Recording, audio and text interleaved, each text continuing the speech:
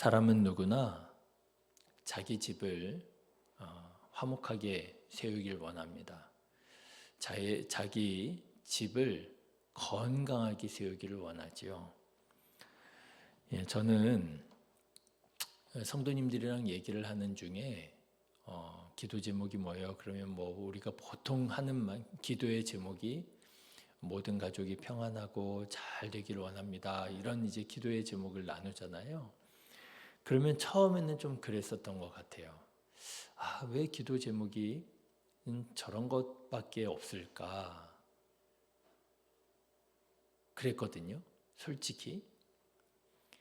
조금 더 뭔가 신앙적인 것 같고, 조금 더 크고, 조금 더 뭔가 의미 있고 아름다운 그런 기도의 제목을 가져야 되지 않을까? 그런데요. 저도 이제 이렇게 조금씩 아이들이 자라면서 온 가족이 건강하고 화목하고 이런 기도의 제목이 정말 기도의 제목이었구나. 그렇게 느껴지는구나 깨닫게 되더라고요. 그런데 제가 한 번은 아이들이랑 이제 예배를 드리던 중에 조금 좀 생소하게 좀 놀란 경험이 있었어요. 뭐냐면 이제 아이들에게 설교를 하던 중에 제 믿음에 대해서 얘기를 좀 하게 됐어요. 얘들아, 하나님이 먼저니 가족이 먼저니 이렇게 물어봤어요. 이게 이런 질문 자체가 의미가 없는 것인데요. 그럼에도 불구하고 믿음을 가르치기 위해서, 믿음을 강조하기 위해서 그런 질문을 했어요. 엄마가 더 좋아, 아빠가 더 좋아, 이런 식의 질문이잖아요. 그래서 저는 이제 아이들이 당연히 좀 어려워하면서도 당연히 그래도 가족이 먼저지요. 이렇게 대답할 것을 예상하고 믿음에 대해서 이제 가르치려고 그렇게 물어봤단 말이죠. 아니나 다를까 아이들이 굉장히 고심하면서 그래도 저는 가족이 먼저인 것 같아요. 이렇게 이제 대답을 하더라고요. 그래서 제가 그랬어요. 그러면 얘들아, 하나님을 우선으로 하면 가족이 어떻게 될 것 같니? 하나님 우선의 신앙생활을 하면 가족도 평안하고 더 복될 것 같지 않니? 그러면서 믿음을 이제 설명한 거죠. 하나님을 최우선으로 우리가 신앙생활 해야 돼. 어때요, 여러분? 이해가 되십니까? 저는 이해가 되거든요. 맞아.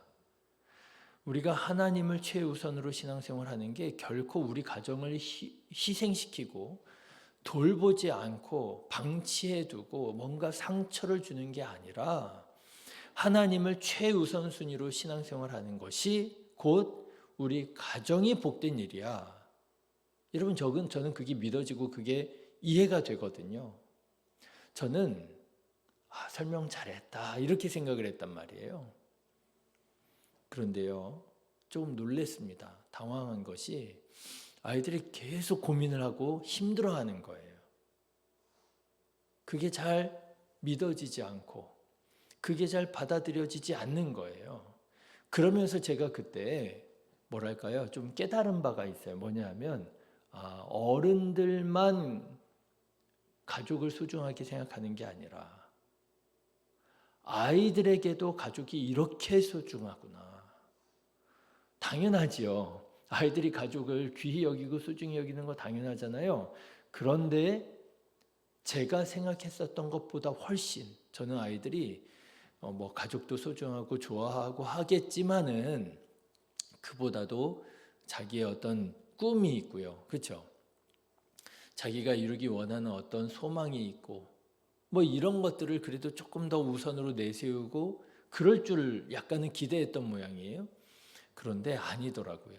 아이들도 가족을 얼마나 귀히 여기고 가족을 우선시하는지 제가 그때 당황하면서 느낀 바가 있었어요. 네, 사람은요, 어른이나 아이나 할 것 없이 가족을 귀히 여깁니다. 왜요? 가족이 사람에게 있어서 가장 기본적인 안정감을 제공하고 따뜻함을 제공하는 그런 곳이기 때문일 거예요. 네, 저는 목사로서도 우리 성도님들이 가족을 귀히 여기고 가족을 사랑하고 그래서 건강한 믿음의 가정을 이루어가게 되시기를 기도합니다. 우리 성도님들의 가정이 그런 가정이 되기를 원해요. 자, 그런데요, 여러분, 성경 말씀에 보니까 이런 말씀이 있더라고요. 여러분 잘 아시지요? 시편 127편의 말씀인데요. 여러분 한번 들어보십시오. 여호와께서 집을 세우지 아니하시면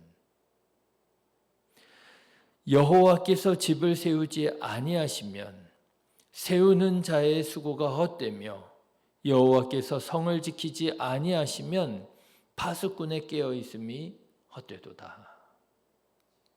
무슨 말씀이에요? 그럼에도 불구하고 우리가 믿어야 된다라고 하는 거예요. 하나님께서 내 집을 세워주시지 아니하시면 우리가 내 집을 세우기 위하여 내 집과 내 가족과 내 가문을 세우기 위하여 내가 모든 것을 희생하고 모든 것을 불사른다 할지라도 어떻다는 거예요? 헛되다는 거예요. 사랑하는 성도 여러분, 우리가 하나님을 안 믿는 사람들이 아니잖아요. 믿는 사람들이잖아요. 그렇다면 하나님께서 내 집을 세워주시기를, 하나님께서만이 내 집을 세울 수 있는 분이라고 하는 사실을 여러분 믿으시고 하나님께서 기뻐하시고 하나님께서 원하시는 삶을 살아가는 우리 성도님들 되시기를 주님의 이름으로 축원합니다. 하나님께서 세우셔야 돼요. 그렇게 하나님께서 세워주신 집이 있습니다. 누구의 집이에요? 다윗의 집입니다. 여러분 오늘 말씀을 보십시오. 하나님께서 다윗에게 어마어마한 약속을 하십니다. 10절의 말씀 보실까요? 같이 읽겠습니다. 전에 내가 사사에게 명령하여 내 백성 이스라엘을 다스리던 때와 같이 아니하게 하고 또 내 모든 대적으로 내게 복종하게 하리라. 또 내게 이르노니 여호와가 너를 위하여 한 왕조를 세울지라. 무슨 말씀이에요? 하나님께서 다윗의 집을, 다윗의 가문을 세우시겠다는 거예요. 여러분이 얼마나 크고 놀라운 복입니까? 여러분 생각해 보세요. 이게 하나님께서 다윗에게 주신 말씀이라 하니까 우리가 그렇지, 다윗이 왕이 됐지, 다윗이 이렇게 큰 복을 받았지 하는 것이지요. 여러분 이 말씀을 하나님께서 나에게 주신다고 생각해 보세요. 엄청난 복이 아닙니까? 놀라운 복이 아닙니까? 그래서요, 다윗도요, 말씀을 읽어보면 다윗도 너무너무 깜짝 놀랐어요. 황송해가지고요, 하나님 어찌하여 나에게 이렇게 큰 복을 주십니까? 그렇게 반문할 정도로. 여러분 이 복이요, 어마어마한 복입니다. 하나님께서 다윗의 집을, 하나님께서 다윗의 가문을 세워주시겠다는 거예요. 어떻게 다윗은 이런 놀라운 복을 받게 되었을까요? 이게 우리가 정말 바라고 원하는 거 아니에요. 내 가정을 세우고 내 가족을 세우고 내 가문이 형통하고 정말 내가 바라고 원하는 그 복을 하나님께서 세워주신다. 자, 여러분 다윗은 어떻게 이런 복을 받게 되었을까요? 오늘 말씀을 보니까 하나님께서 다윗에게 이렇게 복을 주신 결정적인 계기가 있었다는 거예요. 그 계기가 바로 여러분 잘 아시는 것처럼 하나님께서 다윗이 하나님의 집을 지어드리기 원하는 마음을 보셨을 때, 다윗이 그랬잖아요. 1절의 말씀 보실까요? 같이 읽겠습니다. 다윗이 그의 궁전에 거주할 때에 다윗이 선지자 나단에게 이르되 나는 백향목 궁에 거주하거늘 여호와의 언약궤는 휘장 아래에 있도다. 다윗이 이랬잖아요. 다윗이 자기 왕궁을 지었습니다. 예루살렘 성을 건축했습니다. 그런데 그 왕궁을 건축할 때 백향목이라고 하는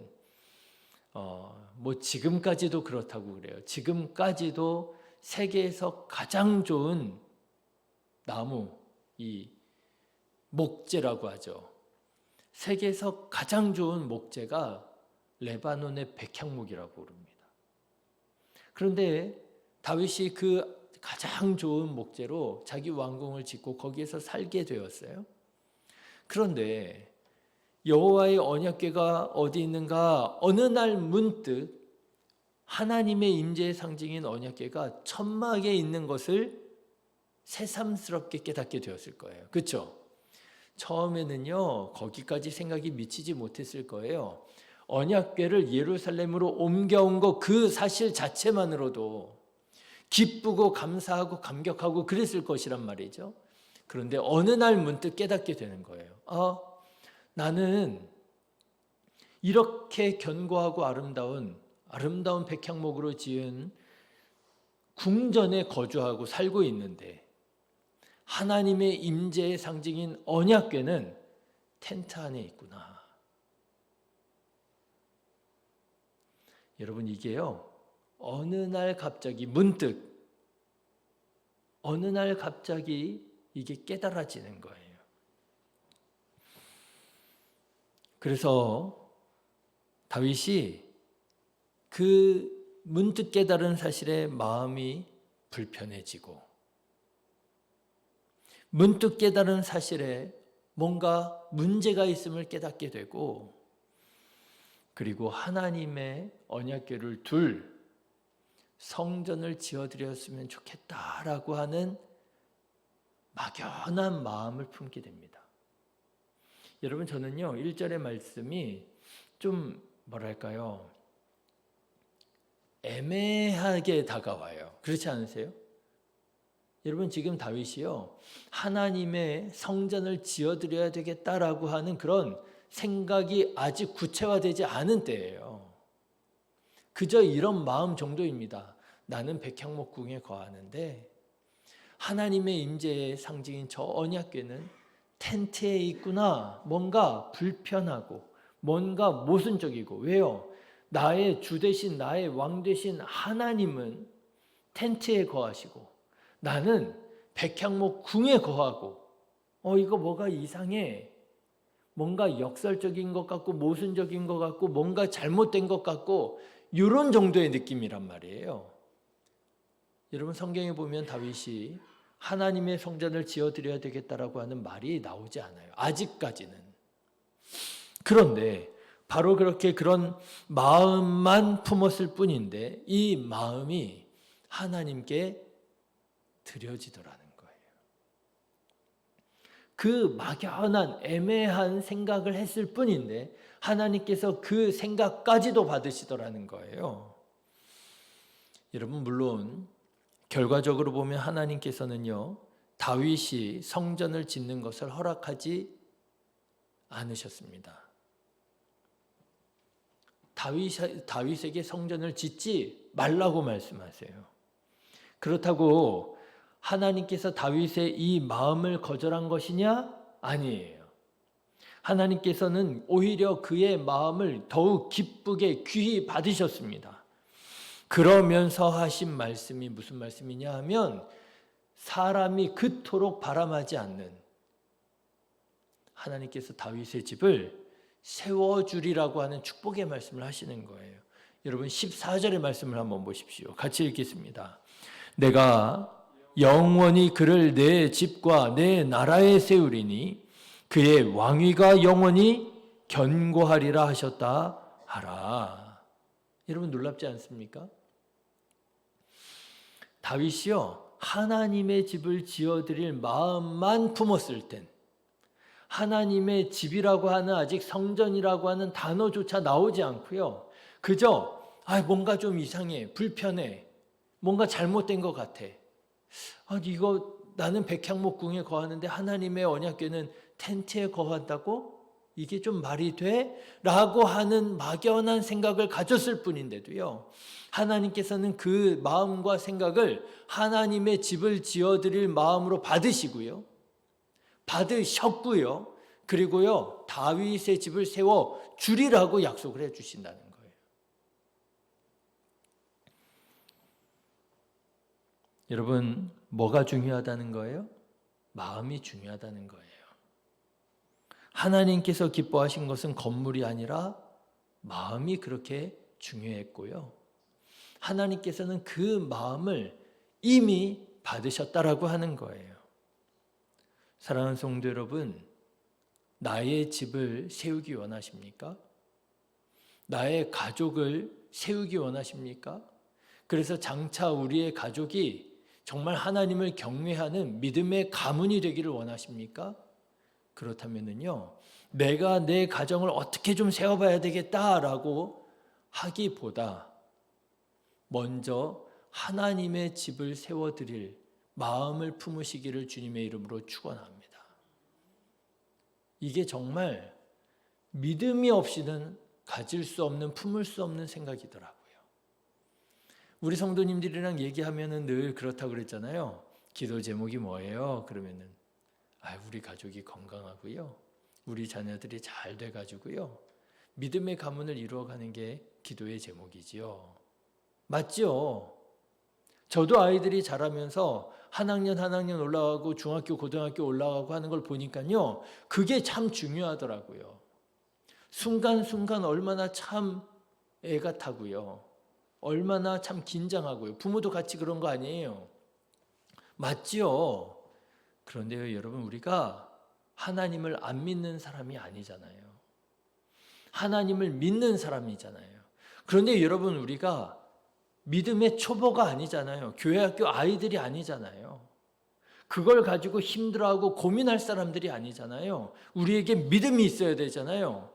여러분, 다윗과 같은 마음을 품으시기를 주님의 이름으로 축원합니다. 내 삶을 살아가면서 보니까 뭔가 불편하게 느껴지는 게 있지 않습니까?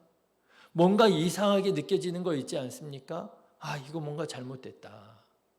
분명히 하나님께서는 내가 늘 알고 읽고 기뻐하는 말씀이잖아요. 여호와께서 집을 세우지 아니하시면 집을 세우는 자의 수고가 헛되다고. 우리가 모르는 말씀이 아니잖아요. 다윗의 말씀 모르는 거 아니잖아요. 그런데 여러분, 우리는 왜 내가 내 집을 세우려고 그렇게 애를 씁니까? 헛된 일이 돼버릴 수도 있는 것을. 당연히 나의 가정을 위해서 헌신하고 수고해야지요.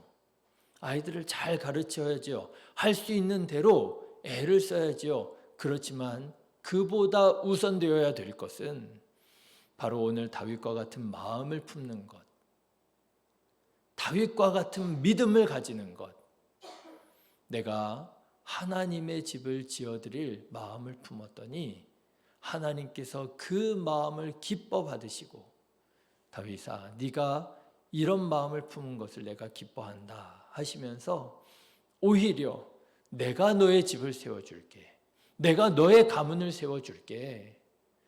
여러분, 이렇게 하나님께 인정받고 하나님께서 세우시는 믿음의 가문 이루어 가시기를 주님의 이름으로 축원합니다. 기도하겠습니다.